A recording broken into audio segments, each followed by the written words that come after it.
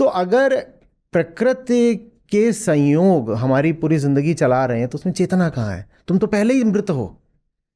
जीवित हम उसको माने ना जिसके पास निजता हो, जी जी, जिसके पास स्व जैसा कुछ हो, जिसको अंग्रेजी में कहेंगे जिसके पास एजेंसी हो, जिसके पास कुछ ऐसा हो जो स्वाधीन हो, सार्वभौम हो, सॉवरेन हो, संप्रभु हो।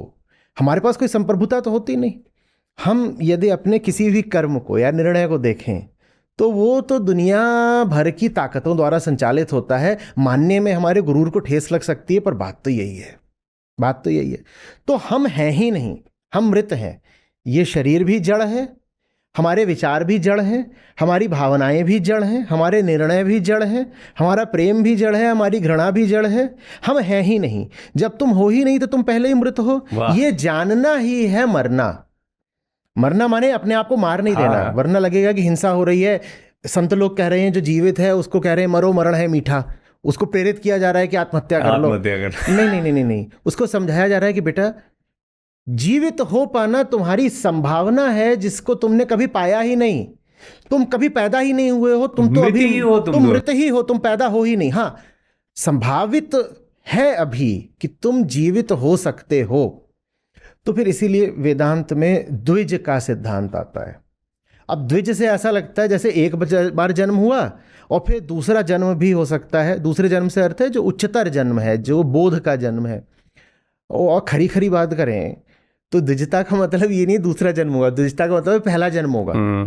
क्योंकि जिसको हम आम भाषा में पहला जन्म बोलते हैं, जब गर्भ से बालक आता है हम कहते हैं पहला जन्म है। ज्ञानियों ने कहा वो जन्मा है ही नहीं, वो जड़ है। और जिसको हम आम आदमी का जीवन कहते हैं, ज्ञानी कहते हैं ये जिंदा नहीं है, ये कठपुतली है, ये पेड़ से टूटा हुआ पत्ता ऐसे ही बह रहा है, ये पानी पर बहता हुआ तिनका है, वो ऐसे ही बह रहा है, इसको तुम जिंदा क्यों बोल रहे हो? इसको तो स्थितियां कहीं भी ले जाती हैं, रुख हवाओं का जिधर है उधर के हम हैं, इसको जिंदा बोल क्यों रहे हो? लाश भी बहलेगी, लाश भी बहलेगी। तुम्हें भी परिस्थितियां बहाए लिए जा रही हैं। दुनिया ने जो चाहा तुमने किया। कभी शारीरिक संयोग हो गए, कभी कोई हार्मोनल उबाल आ गया, उसके तहत तुमने कुछ कर दिया। कभी तुम्हारे संस्कार तुम पर हावी हो गए, तुमने कुछ कर दिया। और संस्कार तुम्हारे नहीं है, वो भी जड़ता ही है। तो तुम हो ही नहीं। जिस दिन तुम में बोध उदित होने लगता है उस दिन मानो कि क्रमशः अब तुम्हारा जन्म होने लग गया। तो ये मरना और युक्त होना माने योग की प्राप्ति, ये बिल्कुल एक बात है, बिल्कुल एक बात है। तो योग को आप ऐसे भी कह सकते हैं कि जो मरा हुआ था वो पहली बार जाकर के जीवन से युक्त हुआ।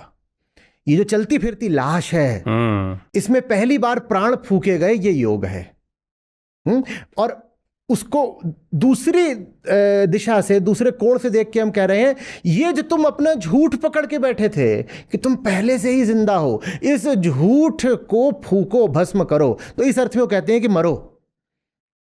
जी जी। जो झूठ का तुमने पुतला खड़ा कर रखा है, भीतरी झूठ कि मैं तो पहले से ही जिंदा हूं, स्वीकार करो तुम जिंदा नहीं हो। मानो कि तुम एक मृत सजीवन ढो रहे हो। तो इस अर्थ में कहते हैं कि मरो, मरण है मीठा। जिंदा को नहीं मार रहे हैं, वो मरे को मरा घोषित कर रहे हैं।